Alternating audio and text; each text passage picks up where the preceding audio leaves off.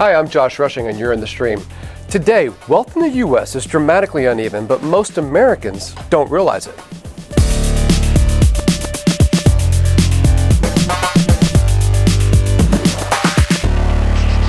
Our digital producer, Malika Bilal, is here looking out for your live feedback. All right, Malika, there's almost no one that this doesn't affect, so what's happening in the community? And everyone's chiming in on it. You know, there's a sense that nothing is going to change on this issue until people with political power recognize that it is an issue and decide that they're going to change it. And Tom Rizzo on Google Plus kind of sums that up. He says, who among the political class has a genuine interest in addressing income inequality? So for those of you at home, if you'd like to answer Tom's question or any of the other questions that might come up during the rest of the show, please do so by tweeting us at the hashtag AJStream. Joining us in studio is Signa Mary McKernan. She's a senior fellow at the Urban Institute. She's also co-authored the book, Asset Building in Low-Income Families, outlining policies that could help lower-income groups. Signa Mary, thanks for joining us in the stream. It's a pleasure to be here, thanks. Great. All right, well, look, we also have some great guests in our Google Plus Hangout today. We'll introduce them in a moment. And of course, you too can be in a future Hangout. Just click on the link below and add us to your circles.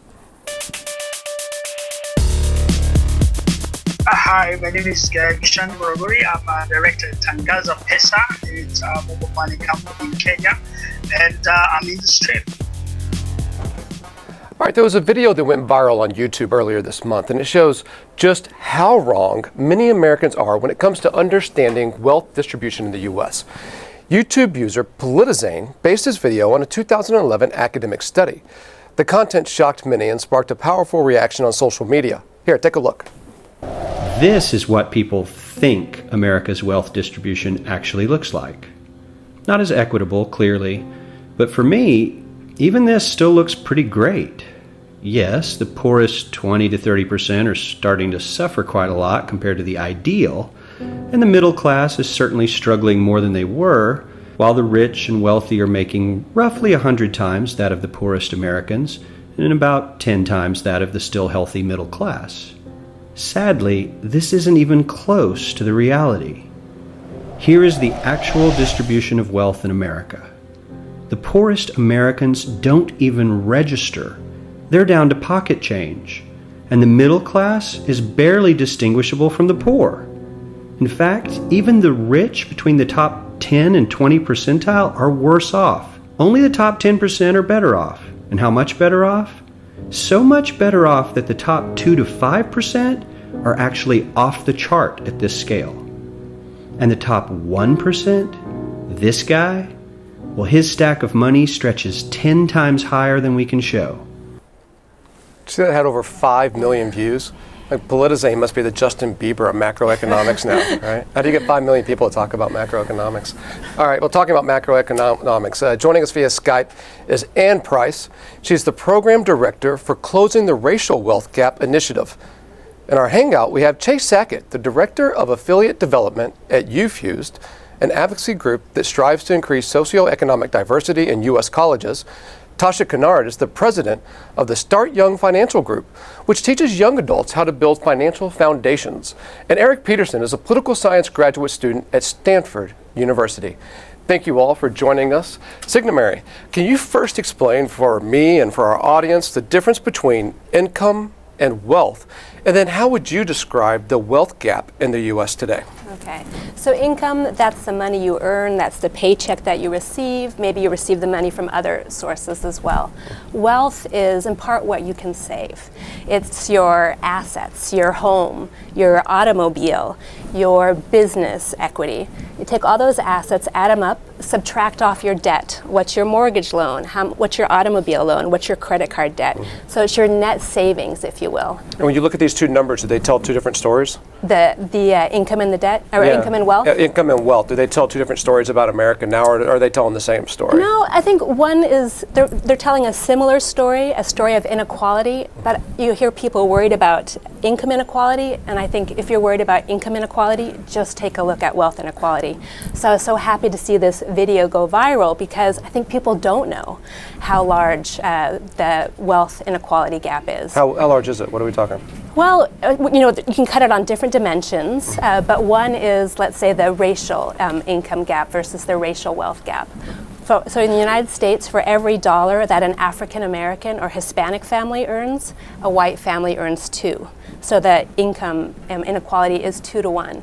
But now turn to wealth. For every dollar that an African American or Hispanic family gains in wealth, a white family gains 6. So wealth inequality is 6 to 1. Twice as much money, but they're worth 6 times as much. Exactly. Wow. All right. And you think how important that is, because it's wealth is where opportunity lies, right? This is what gets you into that home, what pays for that education. So I think wealth in some ways is at least as important as income.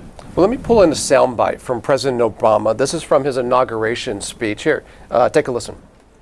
We are true to our creed when a little girl born into the bleakest poverty knows that she has the same chance to succeed as anybody else because she is an American, she is free, and she is equal not just in the eyes of God, but also in our own. I love to hear him say that. I mean, I think that sounds really great, right? That everyone is equal, everyone has the same chance. And are you there? Do you believe that every little girl in America has the same chance at the same financial future? Well, I wish that every girl had the same chance in the same future, but it just doesn't pan out that way. When we look at what's happening with social mobility in this nation, we're seeing some very disturbing trends whereby young people who grow up with very humble beginnings are having a harder and harder time rising up the ladder of income, success, and wealth. It's just that whole pull yourself up by the bootstraps, that sense of our American culture that says that all you have to do is work hard and play by the rules is not actually playing out that way. And that's what we're seeing in terms of income and wealth inequality. Yeah, you know, I happened to find a study today in doing research for this story that it was explaining if you broke America down into fifths, that the bottom fifth, people in the bottom fifth, half of them, their parents were in the bottom fifth as well. People in the top fifth, half of those, their parents came from the top fifth. And people in the middle 60 tend to also come from the middle 60. And for someone to make it from that bottom fifth to the top fifth without college, they had about a 5% chance. So 5 in 100 would climb up that ladder, which I think is what you're talking about there. And what I found surprising about this, the punchline of the report is that it wasn't from some progressive organization. It was actually from the Federal Reserve Bank of San Francisco. So when you have the Federal Reserve saying, look, socioeconomic mobility in America may not be as true as the narrative that we all like to believe in America, exactly. I think it's time for people to sit up and say, okay, what do we do about it? What's the community saying about it? Well, Tasha, it's that sentiment here that I'd like you to comment on, but there's a Facebook comment from Gary Wise, and he says, the saying, people who pull themselves up by their bootstraps, is all well and good, but many don't even have shoes. Natasha, you are the president of Start Young Financial Group, so you advise people on how to pull themselves up, but I'd like your thoughts on just how this all works and whether or not that's a fair comment to make. Well, even just listening to the speech that Obama gave, I felt like I was that little girl that he was talking about. And, you know, I know from personal experience that it is possible to come from the lowest rungs of society. I'm from the south side of Chicago, from what they call Chirac right now, where, you know, my parents were so poor that we didn't pay rent. They paid us. We got a utility check to live there. And yet, I was able to do that. I was able to create opportunities to build wealth for myself. But what I would say is that you guys hit it right on the head, is that it takes an exception to the rule. Whereas if you want to look at long-term sustainable change, it needs to be a question of policy. How are we creating policies where we don't have to have minorities that are exceptions to the rule, but financial stability actually becomes the rule for all people? Well, Tasha, let me ask you, did you go to university or college? I did. I went to Washington University in St. Louis on a full scholarship. That's a fantastic university. And so about in that bottom quintile that I was talking about before, about 7% of those kids will go to university. And they're the ones most likely to make it to that top quintile. So university plays a big part of this. I want to bring in Chase. Chase, talk to me about trying to get, I guess, greater access to university for people in the lower socioeconomic groups.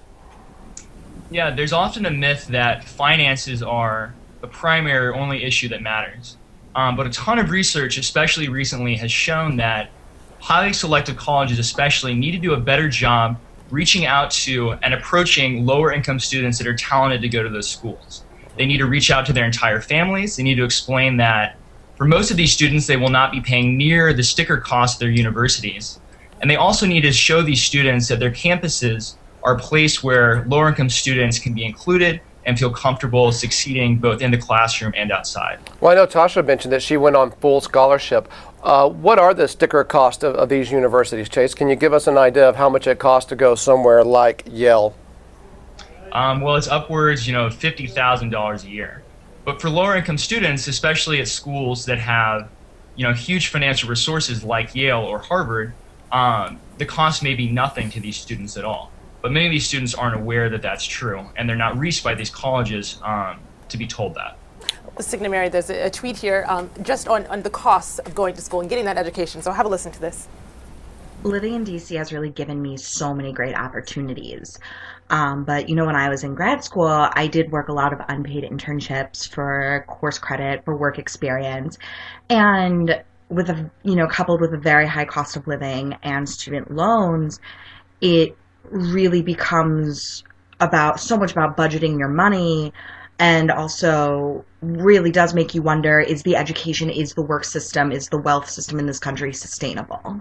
Wait, can I jump in on that? Sure, Internships are another unfair advantage. Right, we did a show about it not too long ago. Did you? So I was 19 when I had my oldest son. I have 4 kids now, but I had my first one when I was 19. When I was 19 years old, there was no way I could work for free because I had to support a family. So a person that can do an internship is a person that's in the kind of position where they can work for free, or they have a family support them. And I just wonder how many little doors in our society and our economy are set like that for people who are already in that top half of the economy, that people in the lower half perhaps have no access to. Right. And then for those who aren't, they're saddled with student loans, as she said, once they get out. Right. And I think you want to be careful, because I think student loans are an important part of this wealth picture that we're seeing. What we haven't mentioned yet is, as part of our new research from the Urban Institute with my colleagues Caroline Ratcliffe, Jean Sturley, and CC Zan, what we're finding is not just a racial wealth inequality, but also a generational one. So while over the past quarter century, while wealth for all Americans doubled, wealth for young Americans, those in their 20s and 30s, dropped. Is that a common trend, though? Was it that way 30 years ago? No, I mean, this is, so in the United States, the expectation is that every generation does better than the previous generation. This is part of the American dream. And this is one of the first times that we're seeing potentially a lost generation. And this is in part in response to some of the policies that we have in this area, which we can talk about later in the show. But so this is important, wealth inequality. A part of that story is student loan debt, but it's not the full story. And how did the recession that I guess the U.S. is now coming out of, how did that affect minorities different than anyone else? Well, it was completely devastating to communities of color. Because most families have their wealth in their homes, it's understandable that given high levels of unemployment and then of subsequent predatory practices, left many families losing almost everything that they have. When you look at certain groups, we are actually going to release some data that looks at families with children under 18. They lost about 72% of their wealth. That's all families. What's particularly striking is if you think about Latino families specifically who lost a significant amount of their wealth just during the recession itself, upwards of around 67%. So it's been devastating when you think about that next generation and what it means to a family that has no equity in their home, had to either leave their home or their home is underwater, and that's the very tool they use to help build a business or to send their children to college or to weather any kind of emergency. So there's no doubt that the recession has been devastating, but the growing gap between people of color and whites had been growing far before that recession even started. So the conversation's reached the mainstream now. I think a lot, perhaps because of Occupy, forced the conversation into the mainstream, even if it didn't achieve anything else. Eric, I want to bring you in here. If this is an issue of the 99% against the 1%, why isn't there more political motivation to do much about it? Yeah, I think as the video we showed at the start of the show demonstrates, there's a lot of concern in the abstract for issues of inequality. But the problem is those sorts of agreements in the abstract often break down when you get to the level of specific policies. So, for example, one of the best cases of a wealth building tool that benefits middle income people more than low income people is something called the home mortgage interest deduction. And so this is a policy that lets you, if you own a home, write off your taxes that you pay on that home you can deduct that from what you pay in taxes. And so that's a policy that's incredibly popular with the public and has interest group support. And so when you get those two things together, you're just not likely to see political change on some of these issues we're talking about today. So people who have larger mortgages paying more interest will get greater write-offs. For poor people who perhaps don't own their home, who rent, that rule doesn't benefit them at all. Yes, that's the case. So why isn't there more political motivation to even the scales? Well, I think part of it is the people who participate in politics. If you're going to look for guides, the two best guides oftentimes are wealth and age. And so if you look at who politicians feel they need to respond to in terms of getting reelected, you're generally going to be looking at a wealthier, older population than society as a whole. And so, one explanation is that simply politicians are paying attention to the people who vote because that's who's going to put them in office. And so in that case, you would kind of expect to see the policies that we end up seeing, even absent interest group influence or other concerns outside of the public's opinion on an issue. Eric, it's interesting you said that because that's exactly what lots of people are tweeting us right now. Muncie Voice says, if someone includes politicians in Washington, then the vast majority serve moneyed interests. And that's echoed by Juma, who says, politics is shaped and has always been shaped by those with influence, the wealthy. So Signa Mary, I think this begs a question. As Akash Kynes brings up, the rich are equipped with possibilities. They can lobby the government for lax labor laws, lower taxes for wealth creation, etc. So how intertwined are these two things, and will anything change if the rich are the political elite, I guess we could say, and they're serving those same interests? Well, as a researcher, I don't know that the facts are out there. And maybe if we can get these facts out there, when we look at the $400 billion a year that the United States federal government spends in subsidizing wealth building for the population. Most of it's through the mortgage interest tax deduction just mentioned for home ownership. It's through tax-preferred retirement accounts. But I think what people don't realize is that because those subsidies go through the tax code, not as direct programs that are more transparent and easier for people to understand, that the benefits go to higher income families.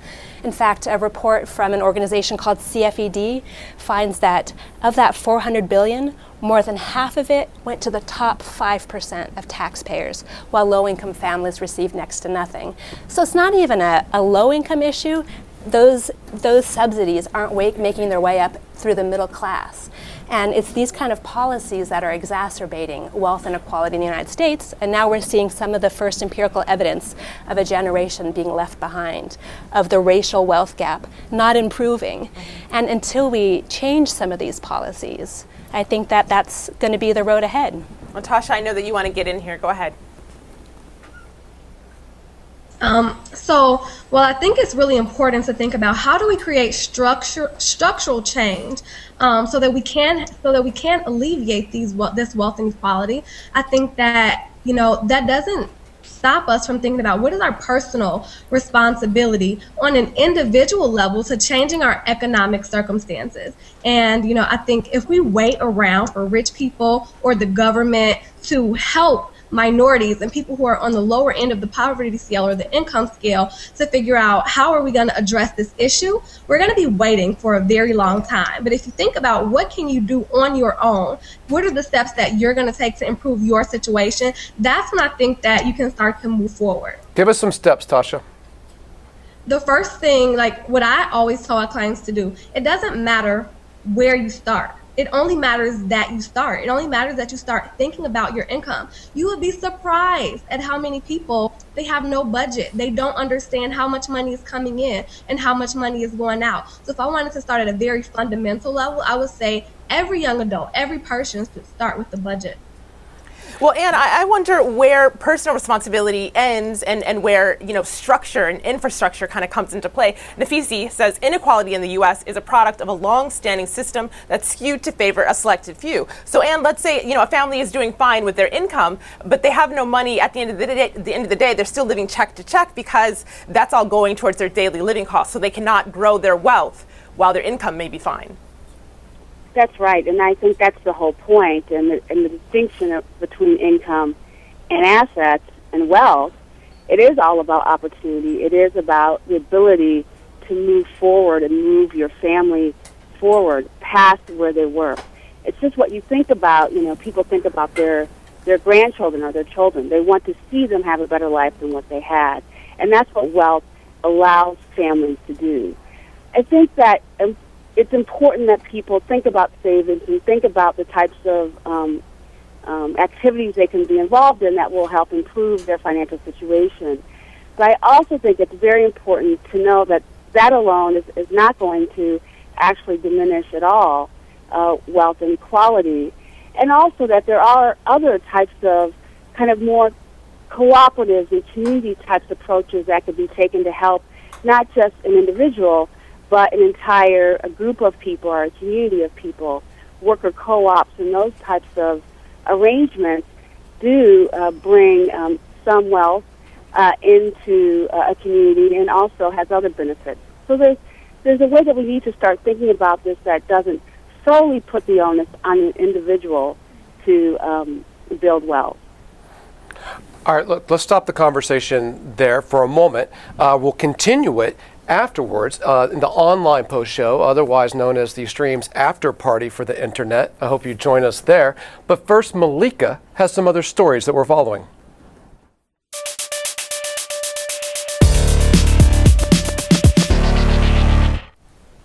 $3,105. That's the estimated number of people killed by U.S. drone strikes in Pakistan since 2004. Well, we've all heard the stories, but what does that number look like? This website, designed by Pitch Interactive, visualizes the number of victims in every known drone strike in Pakistan over the past 9 years. The data is primarily from the London-based Bureau of Investigative Journalism, which has done extensive reporting on U.S. covert operations in Pakistan, Yemen, and Somalia. Well, Pitch Interactive's founder summed up the impetus for creating the site with the following tweet. "We made this because it had to be made." And on to our next lead, the Hindu festival of color called Holi is in full swing in India. Across the country, Hindus are marking the arrival of spring with a tradition that involves throwing colored water and powder at other revelers. But this year, some are campaigning for a celebration without water. Celebrities, journalists, and prominent bloggers are calling for a waterless Holi to show solidarity with India's drought-stricken regions. Jack Mark tweets, "As Maharashtra reels in its worst drought in 4 decades, let's stand in solidarity." But not everyone's convinced of the effectiveness of a dry holiday. Katra writes, "If a waterless Holi can solve the drought problem, then dieting should fix the malnutrition problem. No?" And Anshu adds, "Stop making everything a cause. Get a life and happy Holi." Well, water or no water, we want to see your pictures of Holi. So tweet them to us at AJStream, and your photos could end up in our coverage. Josh? I'm always astounded these days with the infographics. If you think about that first video that we showed and then the drone one that you showed, infographics are a whole new window in a way of understanding information. I see them all the time. I'm becoming more and more impressed. It's almost like their own branch of journalism. I'm a visual person, so I love it. Yeah, absolutely. All right. Thanks, Malika. Look, stay with us. Like I said, the after party is next. The post show is next at stream.aljazeera.com. And on Wednesday, is history repeating itself in Italy? We look at the popularity of the 5-star movement and why some are actually comparing it to fascism and Mussolini. Until then, we'll see you online.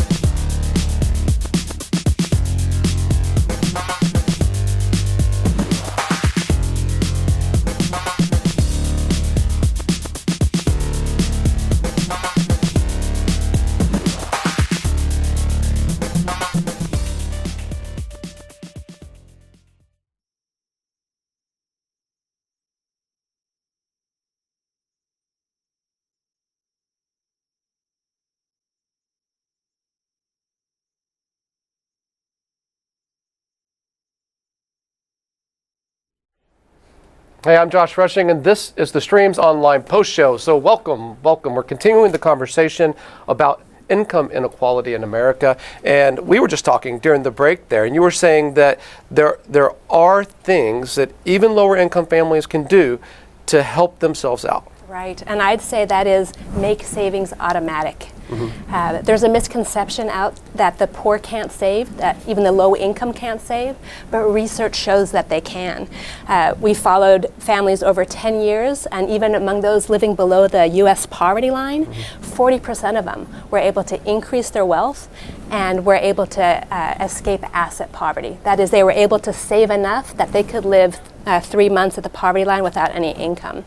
So what you need to do is get started, just like that, what was said, and then make it automatic so that it's not a decision every month, how much should I save, but that automatically withdrawn from your paycheck is some amount that goes toward emergency savings. Even if it's $5 or $10 to start, just get started. And then what we know is the largest wealth building vehicles are home ownership and retirement.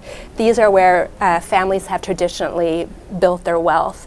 And it's not so much because home prices appreciate or increase, it's because every month you pay that mortgage payment. There's that automatic payment that's increasing the equity in your home. And then if you're lucky enough to have an employer provided retirement plan, get that set up so that it's automatically withdrawn from your paycheck. You're not making a decision to save every month, it's automatic. Just make that decision up front and move away from zero. So, Ann, talk to me about the system, though. Beyond just personal responsibility, it seems like the system is set up and it's created this situation. And in order to change it, you need something, I assume, out of Congress, which is full of mostly older, white men who are very wealthy. Why would they ever change it? Well, that's a good question. I think that we just talked about a major policy piece that has hundreds of billions of dollars in it that could actually do more to help more homeowners if it were spread across homeowners, not just those that are wealthy. There are a number of policies that we could put forward that will help narrow racial wealth disparities. They're systemic, they're structural in nature. But, we've seen this country move large-scale policy in the past that has had a dramatic impact on where we are today. The question really is, how do we build that will now? And I think that's a question that we all are thinking about as we're going about doing this work. It's like we need an economic civil rights act.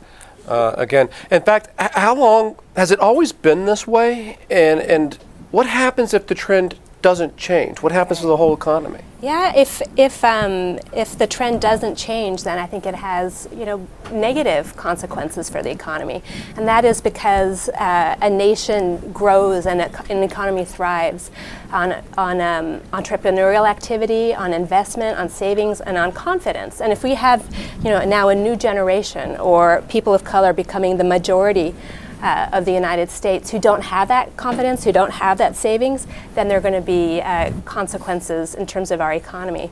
But even beyond that, if you think of families now today, this younger generation, that they may have less in retirement than current retirees now. So they may be ever more dependent on our social safety net than current retirees. So what you're saying is it actually affects everyone, top 1% too. Right, it affects everyone. Well, Eric, I have a question for you. We asked our community if young people could reverse this U.S. Wealth inequality. And Miriam writes back and she says, yes. In fact, young people are the only ones who can. Government policies can be a Band-Aid at best. Would you agree with that? I'm not an economist, so I think the idea that how effective the policies could be is certainly up in question. But I would say that I think there are important aspects of the policy structure that would influence inequality. So, for instance, when you're talking about the amount of sums in tax deductions or tax credits, those are monumental. So, for instance, the home mortgage interest deduction we've been talking about has something on the order of, I think, $80 billion that it removes from the tax system every year. So those are sizable amounts, and I think if you did have political willpower behind it, which it seems to be more of an indication that at least politicians are discussing the issue now, I think there are changes that could take place. What are people saying in the community there? It's still this topic of politics and that not changing. There's one here from Miss Chris who says, this will change when it starts to affect the lower part of the 1%. So never. We're very good at lying to ourselves, but and you just said that it will affect the 1%. Right, that it is. It's starting to affect, we're now seeing it bear out in our data with the younger populations. It could then start to affect our economy. We're going to see it with our safety net. And you asked, has it always been the case or is it getting worse? Well, if we look back over time, younger generations have always done better than previous generations. I think things like the GI Bill after World War II helped families build wealth. But when you look at that, it went to veterans who were predominantly white. It was to help people buy homes, but maybe for the black veterans there was redlining, so maybe they couldn't get into their homes. So you have a legacy that's coming along with this, and then it's perpetuated generation to generation. White Americans are 5 times more likely to receive a large gift or an inheritance that could then be used for a down payment on a home than black Americans. And so I think we need to consider this wealth inequality, consider the younger generation, and take a look at our policies. And right now, some policies are moving in the wrong direction. As a little bit of an overreaction to the housing crisis, there's now discussion of increasing down payments to 10 or 20%. So who is that going to affect? That's going to affect the low wealth, the minorities or the people of color who don't have access to these down payments, the young whose wealth has been particularly decimated. And so if we remove homeownership as a potential vehicle to build wealth, then we're setting people even further back. Anne, Obama's mentioned this in a couple of speeches, but has he really done anything about it? Well, we haven't really. I think one positive thing is that we are talking more about taxes and the tax code. But in terms of real policy change, we haven't made much progress on the types of policies that will have the most difference. One particularly is just looking at jobs and creating the kind of jobs that would help the tens of millions of Americans who are not working and who haven't worked get back to work. One of the reasons that we're seeing, at least in the Great Recession, and some of the loss of wealth is because people lost their jobs. They couldn't pay their mortgages. They've dipped into their retirement savings. They used up all their savings. And so if people are not working, we're going to have a hard time helping families build wealth. So we haven't seen the type of movement that would help this country really move forward, the types of investments in our infrastructure as well that could get people working and also improve our communities. All right. Chase, I know you have some last words. Go ahead. Sure. One other thing I think we should pay attention to is education, especially at the state level. Thinking about huge inequalities between school districts, between schools, and talking about college earlier. A major reason why half of the students who go to college at some point don't graduate from a 4-year institution is that they haven't received a sufficient quality education at the high school or elementary level. And those are gaps that still remain. There's been lawsuits for the last 40 years that have been partially successful, but there still requires major structural change. Chase, we didn't even get into talking about young people in economics, the amount of student loan debt that they're carrying. And that's, a lot of people are saying that's the next bubble. That's the next housing bubble, is what happens when they're not getting the jobs to match that much debt. But we'll have to save that conversation for Twitter or Storyfy, because this is the end of the show. And now on tomorrow's show, Wednesday, is history repeating itself in Italy? We look at the popularity of the 5-star movement and why some people are actually comparing it to fascism and Mussolini. And until then, we'll see you online.